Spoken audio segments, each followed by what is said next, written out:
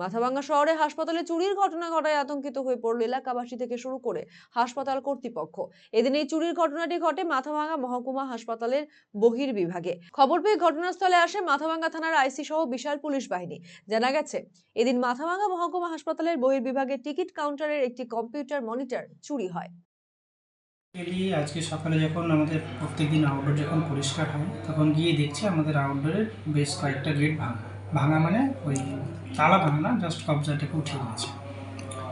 তো আমরা এরকম পর দেখলাম পরপর 4-5টা আছে বা 2-একটা আলমারিও ভাঙা আছে। তো আলমারির ব্যাপারটা আমরা এখনও বুঝতে পারিনি, তবে প্রাথমিকভাবে যেটা হয়েছে যে আমাদের ফার্মেসি যে আমাদের সিপিইউটা আছে সেখানে একটা সিপিইউ আপাতত নেই। আর বাদবাকি হচ্ছে আমরা এখনও দেখতে পারিনি, তবে সিসিটিভি ওটা ওপেন করলে বোঝা যাবে কি বাদবাকিটা হারিয়েছে বা আমাদের আউটডোরে আপাতত নিরাপত্তার ব্যবস্থা নেই। যা কিছু আছে ইনডোরে আপাতত থাকে। আমাদের পুলিশ ক্যাম্প বলুন বা আমাদের সিকিউরিটি বলুন, সব কিছুই আমাদের ইনডোরে থাকে, আউটডোর পোর্শনটাই থাকে। আউটডোরেই প্রথম আমি আসার পর আপাতত প্রথম। হ্যাঁ, আমাদের সিসিটিভি যদিও 2টো আছে, চেষ্টা করছি দেখি আরও কিছু সিসিটিভি বাড়ানোর। পুলিশকে জানিয়েছেন স্যার?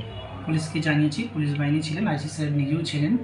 উনি কিছুক্ষণ পর আবার আসবেন, তারপর দেখা যাবে কী হয়েছে।